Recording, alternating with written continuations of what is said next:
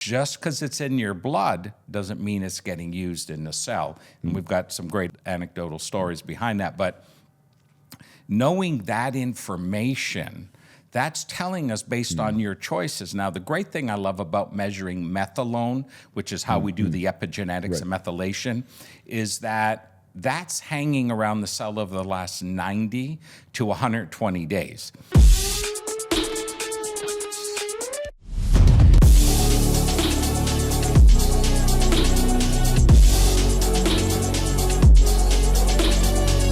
Welcome, everyone, to another incredible episode of Wellness at the Speed of Light. It is really my honor to have Jeffrey Gaal on with us today.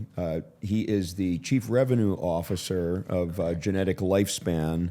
And just before we get into it, I had the privilege of meeting him at a longevity event. Yes. And it took me about 5 minutes to realize that the technology that you guys are bringing forward into the marketplace, because I am a huge fan of epigenetic testing, and really was so impressed by what you showed me, by the reports that people were getting, what the doctors were getting, and then how we're able to actually use that information and move forward. And we'll get into all of that. So thanks for joining me today.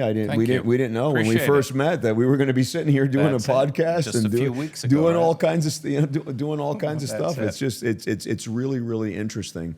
So I always like to start with just very general, questions, warm the audience, up, and they're used to it. Those that follow me.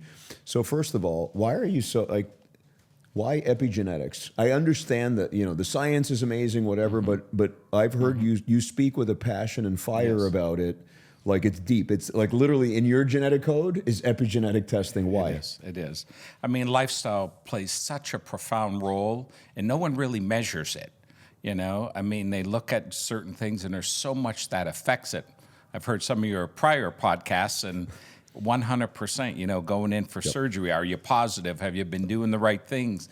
Everything plays a role, and you look at the idea of integrative medicine is really treating the whole body. I step back and say you're really treating mind, body, and spirit.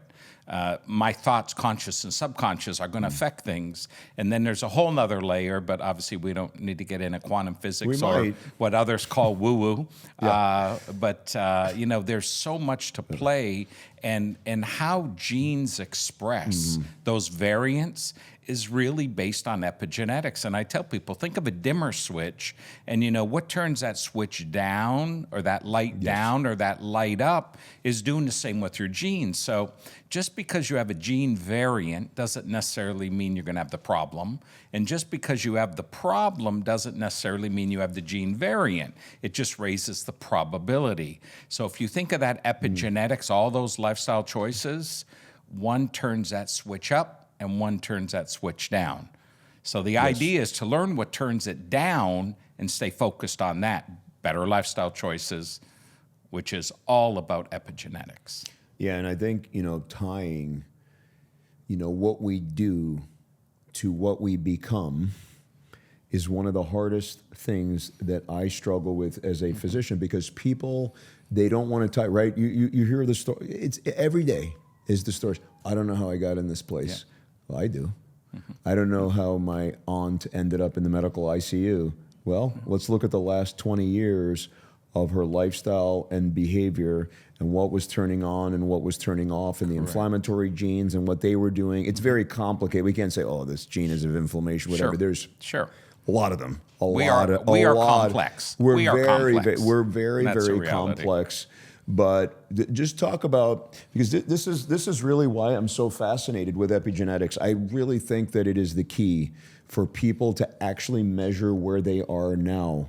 Because even if you feel fine, which I hate that term, I feel okay, I feel fine, you want to be optimized, right? You want to be your best. What is okay? It always comes down to that. You feel okay, you're breathing, you're walking, but do you feel great? And it might have to, but talk about how epigenetic testing actually gives people an opportunity to know where they are now and how then they can make decisions. That's what it's ultimately about. We'll get into the science, but first of all, we could talk science. We could have an entire podcast and go through methylation pathways and blah blah blah, and it could do nothing. It could move no one. You know what will move them? How does getting your epigenetic profile? How does that then potentially affect the rest of your life? Correct. Well, you touched on a point a little bit earlier. I used to have a couple clinics, regenerative integrative clinics. Yeah. Now, I'm not a medical doctor, but I did have a chief medical officer, NPs and nurses. But I was the one who did a lot of the intake. So as I'm talking to people, and I had people from all over the board, there for longevity and immunotherapy. So you get people at that kind of end stage of disease. They're desperate. Now they're trying everything outside of allopathic medicine. And so one of my biggest tasks was getting them to embrace, you created what you have. It's kind of like an alcoholic. You first have to accept the fact that I'm an alcoholic and I made these decisions. Whether you felt in your control or out of your control, but it's still your decisions. Where we are today, a snapshot of your health, is all based on personal choices. Now, there are some effects from gene variant from your parents and grandparents. We understand that, but it still goes back to the epigenetics. And once you know that, they say knowledge is power, but really applied knowledge is power. Knowing it is one thing. Knowing and not acting is like not knowing it at all. So it's really about taking that. So with this test that we're running, and it's important to know those genes, and we want to have as much information as possible, but more importantly, how they're expressing. So today you have different ways. People can do traditional blood serum tests, for example, which you have as a doctor for years, whether it's a physical, whether you're not feeling well, you're at the hospital, they take vials of blood, and that's taking a snapshot of what's in your blood over the last 12 to 36 hours, depending on what they're measuring. Information's important, but it doesn't tell me a lot about your lifestyle. It's just telling me what you did over the last 24 to 48 hours, which, as we all know, or if you're about to die, well, exactly, within you're the going to next get some 2 hours. So we probably should do. We should probably do something. Third and fourth stage of disease ends up showing up in the blood at that time. It's kind of late at that point in time. Those are late markers. That's why we're missing so many things. Right? And that's the traditional way of measuring today. Correct. And it's not wrong. It just is what it is. Right. Science has not grown above that yet. But on the epigenetic end, if you can now begin to look at in the cells, because we really want to know what's going on in the cell, just because it's in your blood doesn't mean it's getting used in the cell. And we've got some great anecdotal stories behind that. But knowing that information, that's telling us based on your choices. Now, the great thing I love about measuring methylone, which is how we do the epigenetics and methylation, is that that's hanging around the cell over the last 90 to 120 days. So I hear these people all the time say, hey, I got a physical next week, man, I'm changing my diet, no drinking, I'm gonna exercise, maybe intermittent fast. And you don't realize you're giving false numbers to your doctor, which is you're just hurting yourself. You should live your life the way it is. Let them measure your blood, let them diagnose or do whatever. But with methylone, it's 3 to 4 months it's hanging around through the cell. So really you have to change lifestyle for 3 to 4 months. By then you've changed your habits, so I've already accomplished what I wanted you to accomplish, which is really alter your lifestyle, right? Start making better choices. But as we measure that methylone, it gives us a tremendous amount of data. There's all these great biomarkers within the cell that are now being proven to be far more reliable in some cases than blood biomarkers. So it's pretty exciting when you start looking at that. Now, the positioning of our tests is that of an informatics. We don't claim to treat, cure, heal, prevent, or diagnose. But you're a medical doctor. By you reading those biomarkers, the real biomarkers, you can diagnose, you can prescribe. So it's great for the practitioner or provider because they can do all that with intracellular data. Once you know that, we're able to cross-reference that through large language modeling or AI, different versions of AI, to cross-reference those gene variants along with that methylone, those intracellular biomarkers, and come back with some pretty precise suggestions of how you can tweak your lifestyle. And I've heard you again on other podcasts with things like peptides and things like different stem cells, exosomes. Signaling molecules. Which turn have great things on benefit. Phenomenal. They truly do, but they work differently in everybody. So without that data, now we're talking. How can you go ahead and prescribe? And I know one of your prior podcasters, visitors, talked about their Uber driver trying to sell them stem cell or peptides, and they're a doctor themselves. They're a scientist, and it's just crazy that people think it's this magic pill, magic powder, and the reality is, just like essential oils were over the last 50 years, they're powerful but dangerous if you don't know what you're doing. And so you need those data points to make the proper decisions, and you really need to understand the biologics, which is what a doctor does, to understand all those pathways and how you cycle it. Do you have the right nutritional buffers?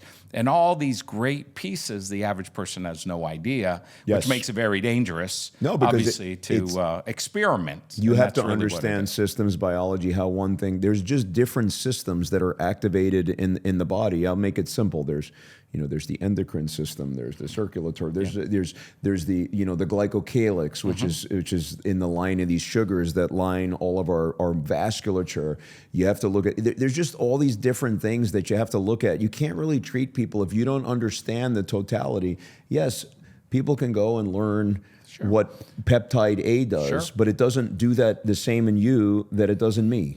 It's just going to be different because our bodies are working different. Well, there's pharmacogenomic data, right? Exactly. We need to understand all those prescription uptakes, right? Drug uptakes. It's just like pain meds. Exactly. There are certain people that you can give them literally boatloads of narcotics and you hardly touch their pain.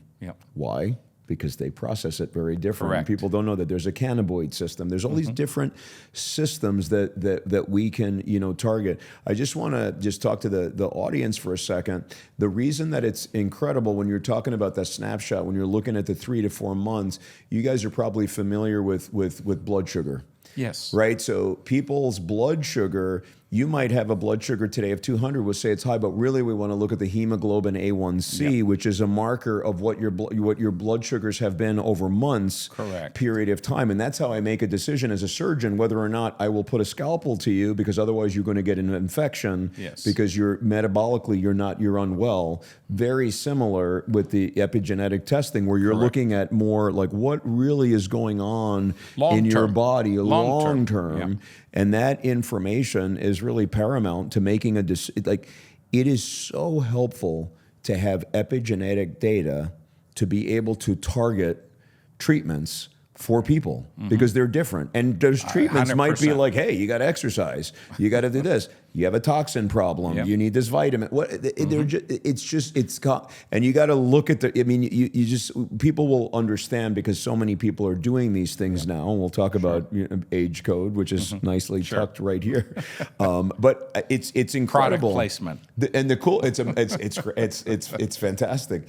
And it's great stuff. I mean, I dove right in, after we met, and I was super impressed. And we'll talk about what the difference is. Like we're want to get into hair follicle, using other techniques versus this, and then I want to talk about AgeCode versus other kind of similar, because it's very important to know. People like, why do I do that? Why don't I just, because you can just go online and people say, I've seen that before. You see, it's like, what's that this mean? Is what I've they seen did. that Yeah, before. like you know. I mean, this is really your world. Let's just get back to just kind of more broadly. I think that one of the things that holds people back in certain ways, because if you're sitting there, okay, and you're good because you talk to a lot of audiences. When you're talking to people and they're sitting there and they know they don't feel well and they know their lifestyle is crap and they don't take care of themselves, it's interesting because there is a segment of the population that literally they won't take it because they don't want to know. Well, so just a couple things. From your own thing, like Sure. you tell me, how do you handle, because obviously I'm a medical doctor, it's different. You're coming from a different perspective. Just as a person that has been in this game for a long, long time, you've been in the regenerative, wellness space for decades. How do you handle that? Like, what do you say? What do you say to people? Because they're obviously going to take it different from you than they take it from the judgy, the judgy doctor. Well, exactly. So- People have become so comfortable being uncomfortable. Yes. Right? They just accept it. It's Yeah. like, this is the way it is. The only constant in life, besides taxes and death, is change, right? Yes. So, and change is uncomfortable. Very. But if people just change and open up, that box opens up and it feels a little uncomfortable. So I normally talk through kind of that process with them. The reality is people are so stuck. I mean, I was just doing a seminar this morning and I had probably 60 people in the room, and these are predominantly seniors. So we'll say maybe youngest late 40s, but there were people up in their 80s. And I asked a question. I said, how many of you felt bad when you woke up or have felt bad the last week and you called the doctor, you set an appointment, you went into the doctor and you said, Doc, I feel bad, I don't feel right, something is wrong, I don't know what it is. And the doctor says, okay, great, let's run some blood panels.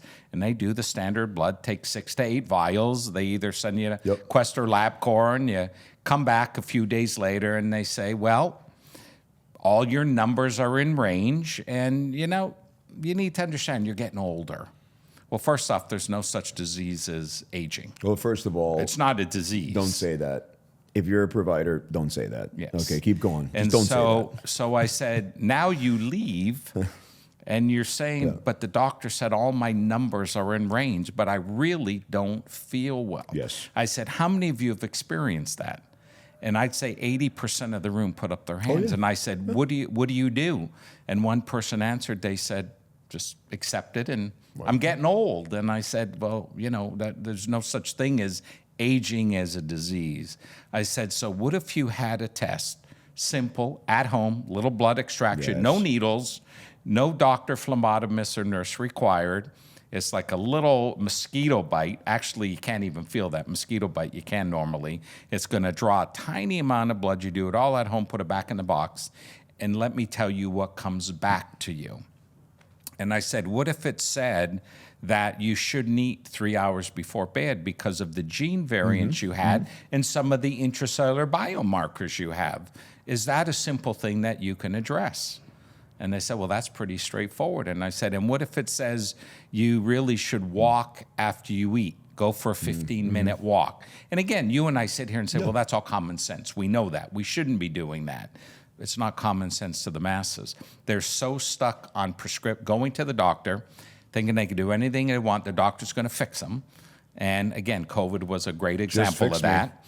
And just fix me. Really, we have the most powerful doctor. We've been blessed with this gift at birth, which is our own innate intelligence. 100%. And that's our immune system. Why don't we focus on keeping our immune system healthy? It's going to be smarter than any drug because it can pivot, it can learn as new diseases or new viruses or new toxins we're exposed to. That's the power of the immune system. We were designed to deal with all of that. But by the way, how your immune system learns and pivots, you need to make sure that it's healthy enough. What affects it? Inflammation. Right? If your inflammation's too high, it's actually going to compromise the immune system. You've got medications can affect the immune system. As we also know, there's the way they're designed and what they are. Yeah, they're designed to be immune suppressants, causing a whole host of other things. Now, sometimes, don't get me wrong, sometimes you need them, needed. Sometimes they're needed. I get it. That's a whole, but I get it. Most times, that's a different discussion. So them beginning to understand, they said, wow, this is great information for us. How come our doctors don't know about it? And it's like, listen, tests are evolving, changing, technology, science, and unfortunately in medical schools, this isn't really taught right now in allopathic medicine. It's the cutting edge docs, the regenerative, the integrative, people like yourself that are constantly studying, looking, searching. And I love the fact that you said, I love solving puzzles. I look at everything as a puzzle. Everything's a puzzle. And you got to look at all the pieces, not just the pieces on the table. We got to look at all the pieces that came in the box, which is pretty complex. And then you got to slowly start putting it together. And the great news is a lot of what happens to us can be addressed with epigenetics. That's the exciting part. Now, there's been a lot of doctors doing a lot of science, a lot of studies, scientists, and some say 10% is genetics, 90% is epigenetics. Others say it could be 60% epigenetics, 40% genetics. Some think it's 50-50. The bottom line is, it really doesn't matter. You need to control your lifestyle. There's a lot to play with. Exactly. There's a lot to play with. Let's do this. So you get this test, you get all this information.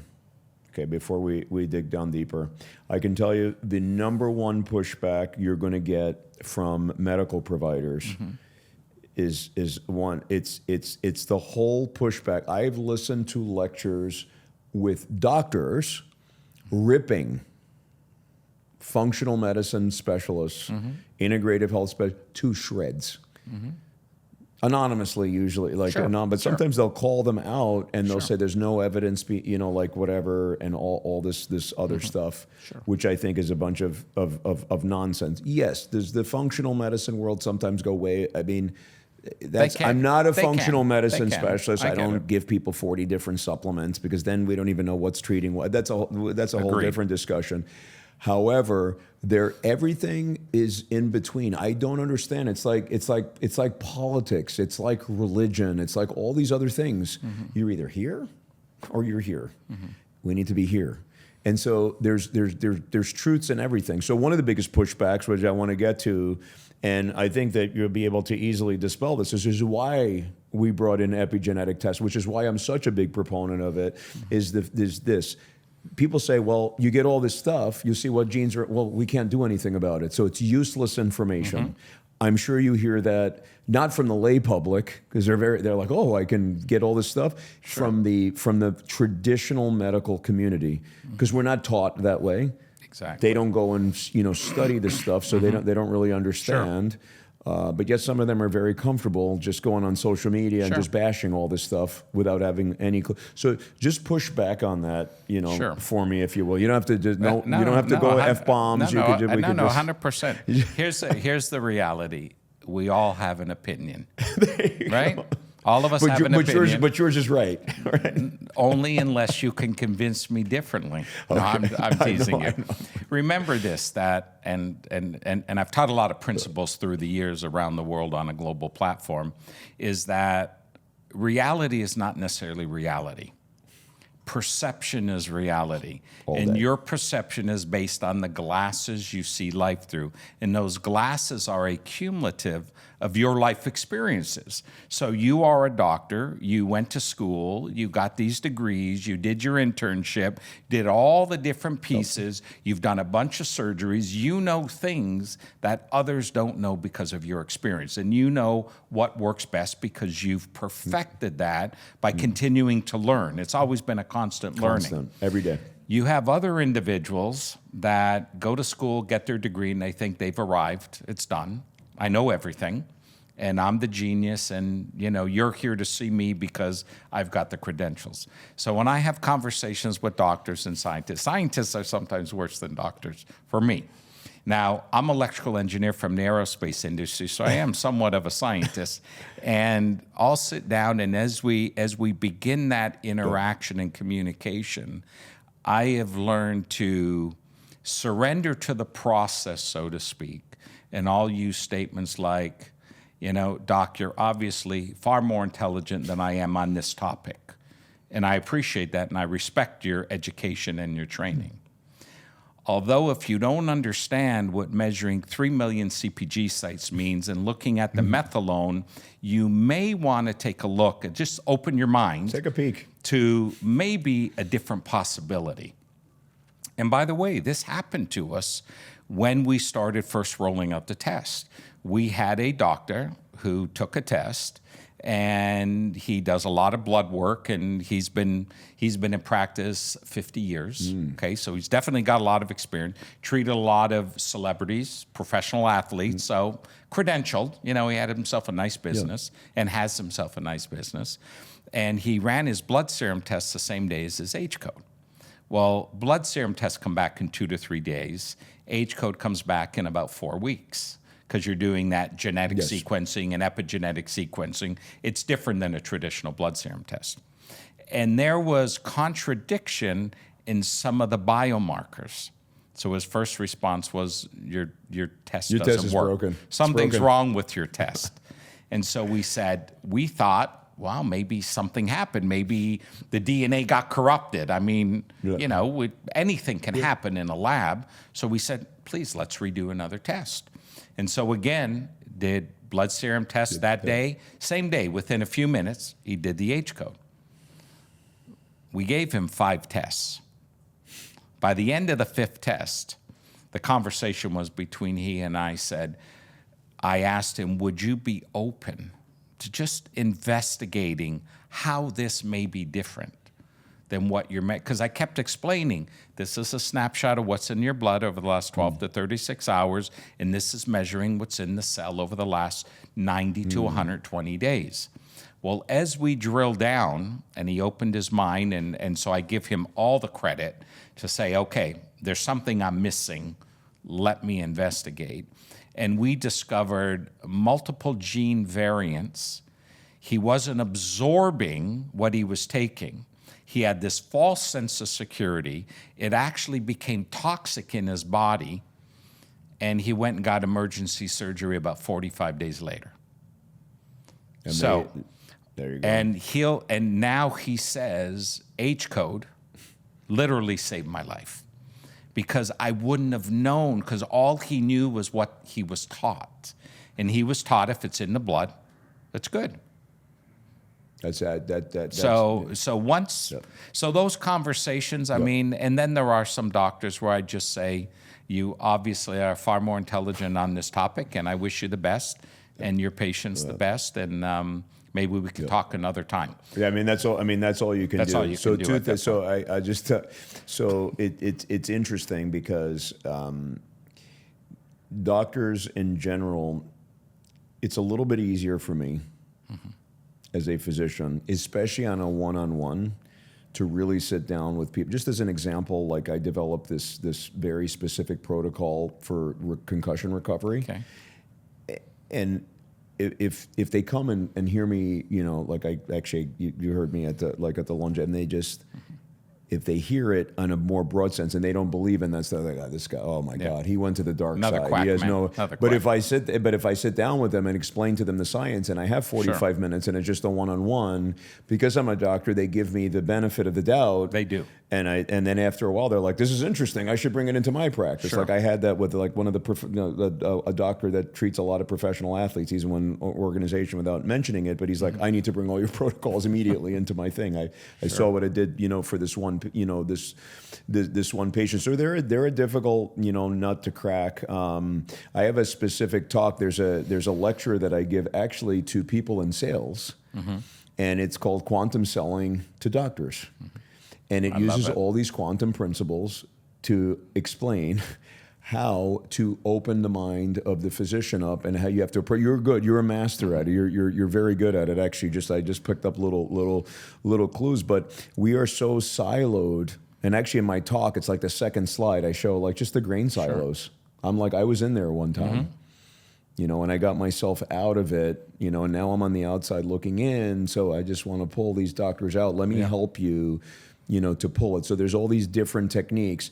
And I don't want anyone obviously selling things that are just like, I don't want people convincing people that like there's just some voodoo thing is actually something, and then they change their practice. I was at a biohacking show, and the weirdest device was they waved a stick around to organize your aura. Doesn't that work? So I thought, that's kind of wacky. If I came to you as my doctor and you did that. And I did that. You know what? I've seen weirder things. I don't know. I try not. Now I really don't judge anything. I don't judge. I just don't say, judge. great, I not was for like, me. sit. There's devices that we have in our clinic that literally, like the CEO of the company was there, and I'm rolling and I'm open. I'm like, oh my God, this is nonsense. And then they're like, oh, let's talk. And then 2 hours later, I'm like, okay, I'll try it for myself. And then when things work, and you never know. Because maybe there's some science behind it. We don't know anything. We know. Well, that's a great thing about the test. Yeah, we know. Because we could do that pre-test, and let's try all your crazy stuff. Yeah, that's exactly. And 6 months later, let's retest. 100%. And if those biomarkers moved, I'm convinced. Then we can actually quantify. The other thing I was going to say is that the great saying. One of my favorite things. I've said this, there's really two types of people in the world: those that want to know everything, right, and they spend all their time trying to know everything, and that's all I want. I'm just obsessed with learning, and I want to learn from people, no matter how crazy I think they might be. Maybe I'm crazy. I don't know. We'll figure it out, right? I think it's better to be crazy these days than it is to be normal. Yeah. But then there's the other people, right, that they spend all their time defending what they already know. With that, they're just cut off. And then unfortunately, that is kind of how the medical community has become. And it doesn't make any sense because some of the stuff is so simple. Like when I give lectures on like photobiomodulation light therapy, there's 7,000 articles on the stuff. Stop. Yeah. Let's stop denying them. If you believe in photosynthesis, you should believe in photobiomodulation. Look at any plant and you could see that. Like, and that's how I started. I was like, do you believe in photosynthesis? No one raises their hand. I was like, okay, then we don't have to have an argument. And then I tell them, about this other stuff. All right, so we've got you got the AgeCode, and you get information. How much? So this is what people want to know. So you talked big numbers. You're talking millions, right? You're looking at millions of data points. And by the way, one point I wanted to make before is there's never a harm in having more data. Sometimes you don't necessarily know what to do with it today. Correct. But why not keep that data and then compare it to its, because then you start figuring out what is what. Same thing with mitochondrial markers. Correct. I'm obsessed with mitochondrial markers, and it's getting better. Yep. But we've been talking about this for 10 years. Maybe just see what's happening with all these different markers, and then just figure out how your treatments affect it, and then you go backwards and say, well, this is working. Anyway, back to all these data points. Sure. How much of the information is actionable? Because I know even, Mark Hyman, he has all these, right? He does all this stuff with his functional stuff. Yeah. I've heard him get attacked. I mean, people are like... You get Gary Brecka, you get Grant Cardone. They're all in the field now. Yeah, they're in the space, but I've heard them all get attacked. They're like, you get all these markers. You're just taking people's money, and then there's nothing to do with it. Sure. And they're charging all this. So how much of the data you're getting back is actually, so I can, as a physician, how much of it can I do something about? Got it. So let's first take a look on the genetic pipeline we run. We're looking at 1.8 million SNPs. Right. Many of those genes have never been identified yet, so therefore they've never been validated. The good news is, as all this research continues, which by the way is, there's billions being invested right now on all this. And it's happening so fast with AI. And very, very quickly. So as these new genes come online and validated, they automatically show up in your test. So you get all these cool things for no extra cost. So we look at a bigger set. Yes. But what we're actually displaying on the genetic piece is all your actionable genes. Right. So you're talking about 400 or 500 genes. You're not talking about 100,000 genes. Okay, and so that's what we're talking about. On the methylation or that biomarker and the intracellular biomarkers, again, those are taking the most validated technology. Now our partners, we're working with Harvard, we're working with Yale, we're working with Duke, with their algorithms, with their clocks. Very small institution. You may or may not have heard of them. So it's really, really validated and highly credentialed, and there's a trust factor. Just like when someone comes to see you, there's a trust factor. You've proven yourself. Of course. So we've got all this. So really what you're getting is actually quite a bit of detail to take action on, because we're breaking it down into inflammation. We're breaking it down into oxidative stress. We're breaking it down into cognitive health, cardiovascular, lipids. So it's breaking all those sections down. So it's far different than these blood serum tests where you could get on a membership and you do a test a month, or you do these tests a quarter. Yes. That's not what AgeCode is. Far from that. So actionable-wise, out of those 120 pages that you get, which, by the way, is moving up over 200 pages right now, because we just added all these really cool genes. Yeah. Now, they're not necessarily tied to what would be considered longevity genes, although some of them could be. But it's like, do you work well in a team? Are you a good self-starter? Are you a morning person? Are you a night person? Do you like spicy foods? Do you like sweet foods?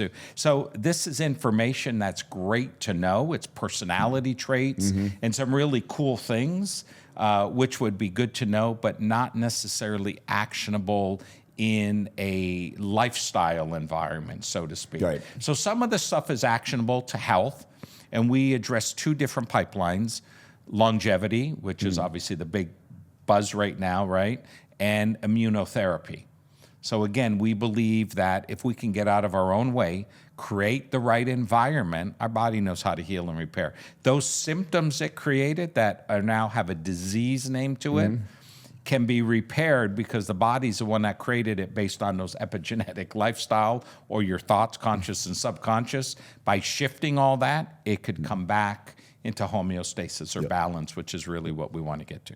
And it helps both sides, because what people have to understand is when they have this information, even if it's a negative information where there is a lot of inflammation going on, a lot of oxidative stress and this and that, then we know what our baseline is. Then we can treat you by all this amazing, things that are out there, whether it be biohacking or peptides or stem cells or some type of supplement. Maybe it's a great supplement. Or sometimes it's actually, sometimes it's traditional medicine because it's like, hey, we identified something's going on here, and they end up having a true autoimmune disease that then you have to, and then you just check them. Maybe they have like Sjogren's, maybe they have ankylosing spondylitis. Then we can try to get the inflammation down and prevent them from progressing, too rapidly. I think it's good. You brought up a couple of things. By the way, if I can interject. Absolutely. One of the key things about the test is we actually give you pace of aging of key organ systems. Oh, we're going to get there. And so amazing. This is what's exciting. You're driving down the road, your red dashboard light comes on, says check engine temperature. Now, the car doesn't stop, right? The car keeps going, but it's warning you something's going on in that system of the automobile. Now, you could ignore it. As we talked about systems. And you keep driving, and the next warning gets a little more strict till ultimately the car stops. And hopefully you don't blow the engine. Same thing happens with your body. So when we start showing you in these 11 key organ systems that one system, let's say your kidneys are aging much faster than everything else, we're not predicting or diagnosing. What we're saying is from your intracellular epigenetic markers, it's showing the system's aging faster. Now I could go to you, my doctor, and say, hey, doc, listen, what can we do? I think there's something going on with my kidneys. Here's why I'm telling you these biomarkers were measured. And now you have some direction versus just saying, well, I don't know, you don't feel well, let's run a bunch of blood panels. Now you can really, it becomes precision or targeted, and for you to do additional diagnostics to begin to uncover why is that happening. And just earlier. Well, it's all about prevention. It's way earlier in the we just don't focus on the prevention part, and people have to understand. Well, and you know why, right? Well, because it's not covered by insurance. I know exactly why we don't. Well, first of all, it should be. That's a whole other thing. I can just get into the philosophy and the ethics, but it's not going to happen because you got big pharma and big everything, and when they can't get their hands and stuff, then it doesn't happen. It doesn't matter. I mean, $4.9 trillion is a lot of spend for the thing, and to rank 40th in the world. And with every single chronic disease on the rise, everyone. I agree. And so even if you look at like recently, like the rise in cancers, it's insane. Okay, and I'm not going to get into controversial topics, but there's a lot going on right now, and I think like epigenetic testing really, just gives us it really is an incredible. I wish I had it earlier, honestly. It's just I wasn't, because we were doing a lot, because the other thing about epigenetic testing, which is great, is you get a very broad view, including your biological aging and all this other stuff. But it's very broad, and you get a lot of information. It's broad, but then really narrow at the same time, because you're looking at very precision. But the thing is, it saves people actually a lot of money, because what I was doing before when I went into integrative health is at the beginning, it's like, well, people are like, I really feel, I really feel terrible. Yeah. I went to my doctor. They said, I'm fine. I went to 3 doctors. They said, I'm fine, but they feel terrible. Then we would send them for a crazy amount of battery of testing. And you talk about testing that's not covered by insurance. It's very expensive. Sure it is. As opposed to just doing then we can really drill down and say, okay, let's just then focus on these 3 tests. And it actually will save them a lot of money by doing that. It might save their life too. That's a whole, again, I don't want to make claims for your stuff, but it and could. by the way, on supplements, I've always been a believer that less is more. There's this whole concept of dealing with the foundation. You don't need all kinds of things. For example, if you deal with the foundation, for example, when we look at a great analogy would be the MTHFR variant, yes, of course. right? Because that's the one that Gary Brecka and a lot of people have made very popular right now. And that means it's all the buzz on social. Exactly. And that means obviously you can't methylate folate well, but in that biological equation, if you can't do that, you can't absorb certain B vitamins, which means you can't detox naturally. Right. That's the next. Then you can't reduce homocysteine, which is tied to heart disease. And so all these factors, so if you fix the first domino, all those other ones go away. Well, guess what? In foundational nutrition, it works the same way. So someone could say, oh, I did all this analysis and you need this 15 supplements, which is why a lot of MDs hate functional medicine docs, and they say, you guys are just trying to sell a bunch of supplements. It is true. I actually detox. I detox a lot of my patients off of supplements now. Which is like a whole other thing. Like which is key. And we tell them you don't need that many, but you need the foundation. And so even in our report, we're not, people say, oh, you're just trying to sell supplements. We actually tell you the kinds of foods to eat in order to get the nutrients. And by the way, we break it up if you're a vegetarian or carnivore. So we understand. We respect the fact you may just want to eat vegetables. It's okay. That's your choice. Or you just may want to eat meat. So we're giving you the kind of foods you could be eating. Now, sometimes you do need some assistance, like with a prescription. Sometimes you need that. Sometimes you need certain nutrition. And sometimes you need a detox, right? We're all overly toxic. So we got to work on those spike proteins, the parasites, the microplastics, the heavy metals, the colon, liver, gallbladder, and bring that load down so the body's natural innate intelligence could kick in and do that naturally. The problem is we're all overly loaded. No, that's a huge part of our thing. We use we do EBU ozone therapy, which is amazing with the safe technology, and just use these special filters and just get all their stuff down. I talk about this stuff traditional. Oh my God, I can't believe you're doing ozone therapy now. I'm like, well there happened to be taught in medical there happened to be a study of like 80,000 people that was done in Europe that showed it's safer than Tylenol. So I think we're pretty. I agree. I'm a big fan of ozone. I think we're pretty covered there. I just very specifically, this is really what people want to know. Like, just what's the difference? Because this is something that people ask. Sure. So you got 23andMe. Right, you're just looking at that's more like genealogy, stuff. DNA, like where you come from. genealogy. What's the difference? Just explain what's the 23andMe versus an epigenetic testing like AgeCode. Obviously, totally, but explain what's the difference and why there's confusion. People are like, I did 23andMe. I don't need that exactly. test. I'm part Native American. Yeah, exactly. Well, that's great. I'm part Viking and whatever. That's what they're. That's so 23andMe was designed. Actually, the interesting little anecdotal data. Our partner that does all the genetics and epigenetics, they wrote all that initial stuff for 23andMe. Really? They didn't own it, but they wrote all the code and all the software in order to analyze and build that genealogy. So really, 23andMe takes your DNA and could tell you, it's building this huge database of DNA, and it's telling you your DNA is tied, and it's comparing, and this is a sibling or whatever. And by the way, law enforcement has done well using it to find serial killers and all kinds of great things like that, right? So it's definitely great science. That's not what we're doing. We're looking at we take this blood, which is DNA, there's DNA in that, and we look at and measure your genes. We look at a subset of, like I said, we have a chip that looks at 1.8 million SNPs. So it's looking at all those SNPs and every gene related to that.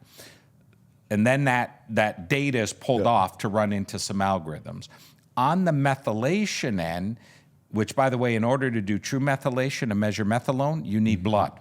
So if someone says I did a cheek swab and they're doing measuring methylone, it's physically impossible. You can't do that. You need blood. And so when you measure the methylation, it does the same thing. It's a little larger sample, and it's running on the same genetic sequencer. So it's not like running on a lab, on a piece of lab equipment they're doing blood serum tests on. It's total different technology and science. Once we get that data and we validate, there's a lot of QC processes here, and we say, okay, the data's good, we destroy the sample. So the sample's destroyed. Okay, that's all part of our SOP. And then when we run all the analysis, we run the algorithms, we run it through Harvard, Yale, and Duke's algorithms to get your biological age, pace of aging, 11 key organ systems. Then all that raw data is destroyed. And then your results are all de-identified, which means on your report, your name doesn't exist. Your social security number doesn't exist. What exists is a random barcode that was assigned to your vial where your blood went into. There's your date of birth, because we need to know that for chronological age. And are you male or female? That's it.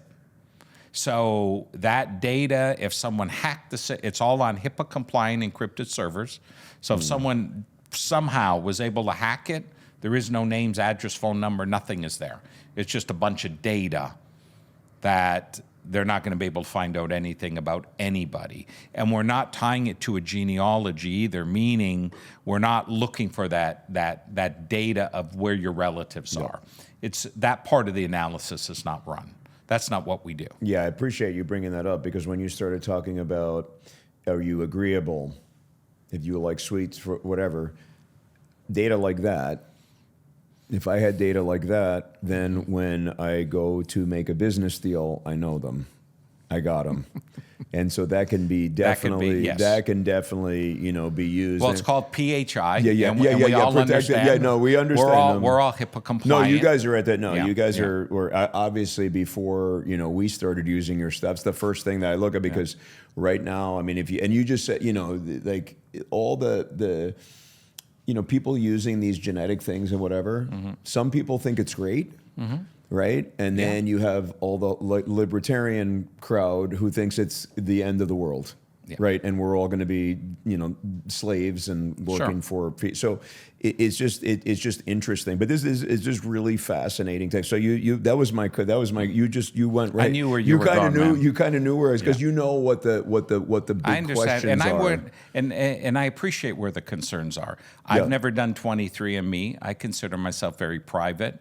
I don't want anything to know about my personal life. That's between me and my practitioner, whatever we're sharing between each other. That's the whole idea. And so we are sensitive to that. A big part of the money we spent, and it's really an investment, is on compliance, on security, and we really want to protect. Actually, what we're doing is we're building your own personalized deposit of health data that you control, that will ultimately be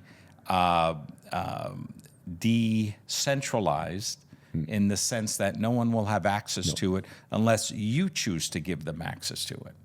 So we don't, because it's cash pay, nothing's reported to the insurance company.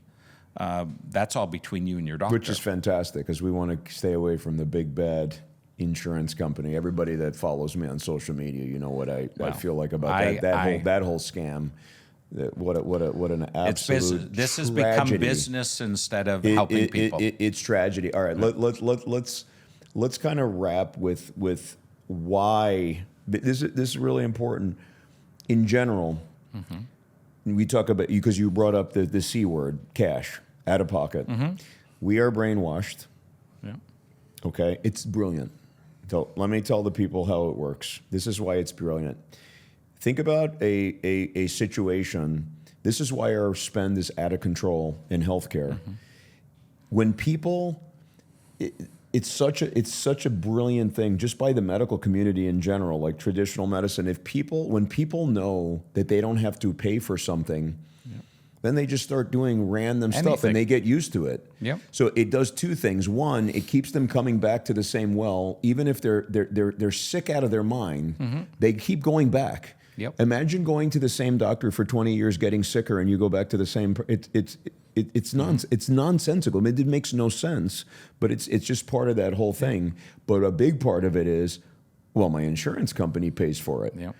There are people in my practice, I talked about this a million times, there are people in my practice that would rather, even though I say to them, there's a very good chance you can avoid surgery by doing these things, but you have to pay out of pocket, or you can have this major, I'm not talking about like a little discectomy, I'm talking about a major surgery. Well, spine surgery is quite extreme. But I like do little tiny surgeries and I do the entire spine, and no, I need the surgery. I'm like, well, because my insurance will cover because it. my insurance will cover it. Yeah. And it is crazy. So my question to you, just kind of in closing, is why is it so important for people to understand that they have to take matters into their own hands? It doesn't even make sense. I mean, they're so brainwashed. Sure. But what's your strategy? Like, how do you just? I'm sure you have friends and family. Sure.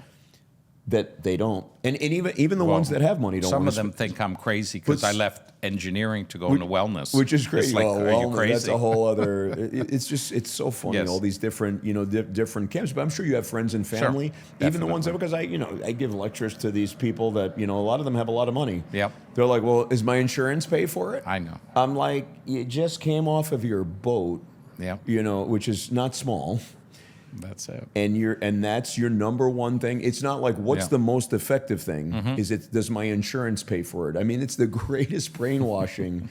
It's so crazy. I'm sure you've dealt with a lot of people like that. It's crazy. It's years of propaganda. And it's learned behavior.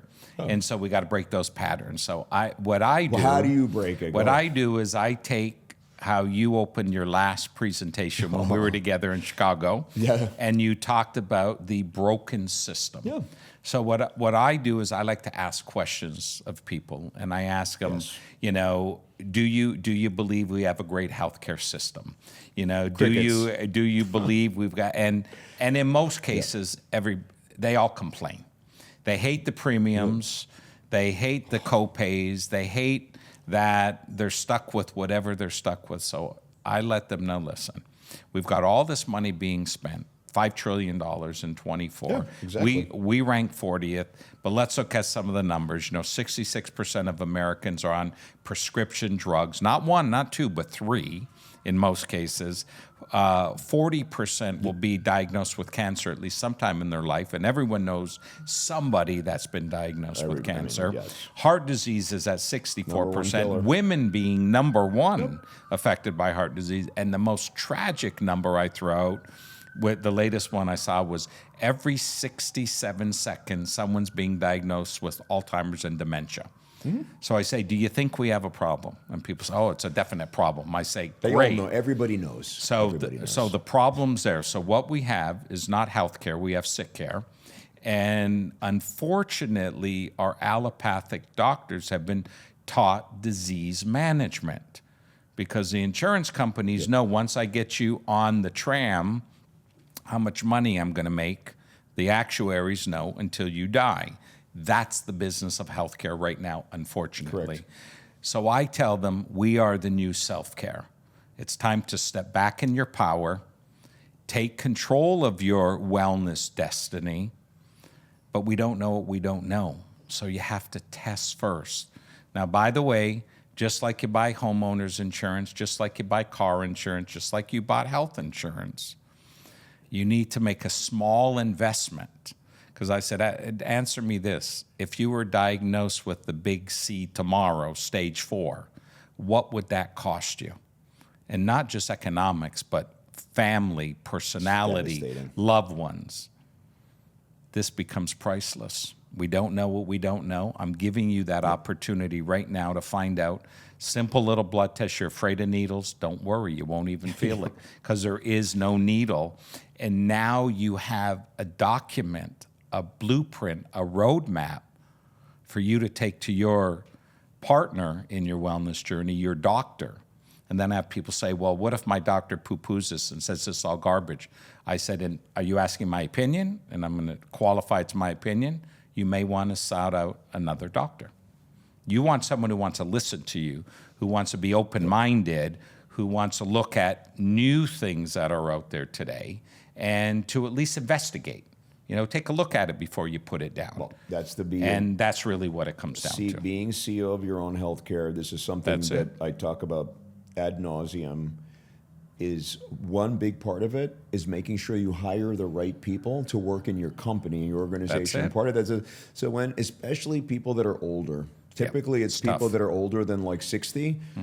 Oh, I don't want to offend my doctor by not going back. But I don't know. Some of them are learning, because this group today, someone asked if I was a doctor. Probably from social media. They're learning. Fire your doctor. Someone asked if I was a doctor, and I said, no, please let me qualify. I am not a medical like a doctor. You know, you get the jacket, you get the handkerchief. So I said, then I say, this is my background, and I normally get a response with, that's great. Because we don't trust our doctor anymore. So a lot of that, which is very sad, sucks. Because there's a lot of great doctors out there, and unfortunately they're being lumped in that pool with everybody else that, whether they don't care, they don't understand, some is ignorance, and I believe some is stupidity, because there's a lot more out there today, and there's doctors like you who are really out there leading a charge of, guys, there's so much more we can do. And absolutely, and it sucks because it's funny because sometimes when I go give like keynotes and things like that, when they announce me as a spine surgeon, it depends on the room. Some people are like, oh, like I got to listen to this, like this guy, like they shut down right away. And they tell me afterwards, but then after my first 5 minutes, they're like, oh. Yeah, he's on our side. Yeah, this is a cool guy. I like this guy. He's cool. He's going to tell it like it is. He's not afraid of the system, and he's going to break it down. So, listen, this is fantastic. Anything you want to leave? So, first of all, how do people, learn about, the company, learn about if they want to, look you up or learn about the company? Just send our viewers to wherever you want to send them. Probably the best way is your podcast is the first great way to connect. And by the way, we'll set up a link for you. And that way they could go in and take a look, learn about it. If they want to order it online. Fantastic. The great thing is you don't need a doctor's prescription to order the test. That's the wonderful thing. And then when they get their results, they can work with you on those results. So it's very simple, ships right to your home or office, takes you 5 to 10 minutes to do the test.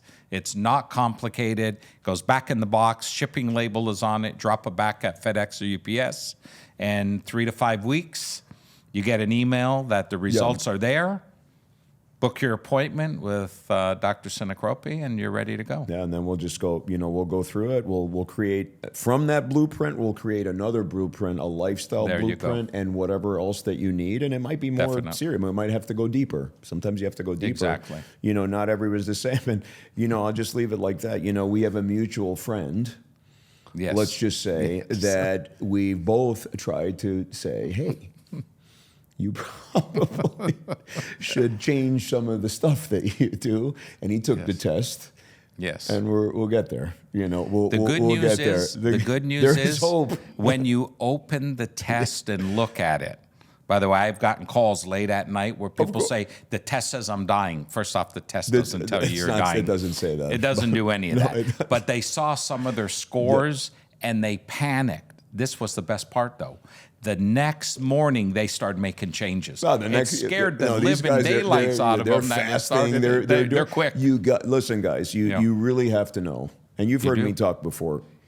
You got just figure it out. It's better to know now 100% than it is to know when you're in that medical ICU and us doctors are staring at you saying, you think we can take this tube out or is it too late? And it's reality true. Is this, whether you want to know or it's not, happening. It's going to happen.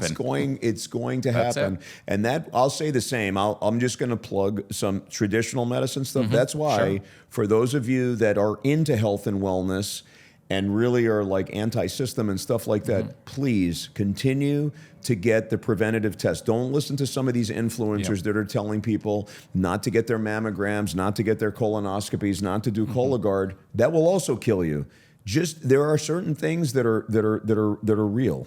Right, Yep. getting your PSAs checked, all these preventative Listen, tests. how often do you take your car in for a tune-up? Exactly. Come on. I mean, you don't drive it for 50 years and never Yeah, take exactly. it in, right? No, you have to bring it in, but we don't bring Exactly. ourselves in for a tune-up because we don't see ourselves like that. So please value yourselves enough to do it. So listen, Jeff, it's been fantastic having you on the program. Pleasure, this Doc. is fun. I can't wait to get this out, and we'll get everybody getting their AgeCode epigenetic testing. And don't be afraid. Don't be afraid to do it. Correct. Just do it. It's a small investment, and it may change not like the next day. It may change the rest of your life and your family's life. So it's not whether you can afford to do it. It's whether you can afford not to do it. So thanks for joining us on another episode of Wellness at the Speed of Light podcast.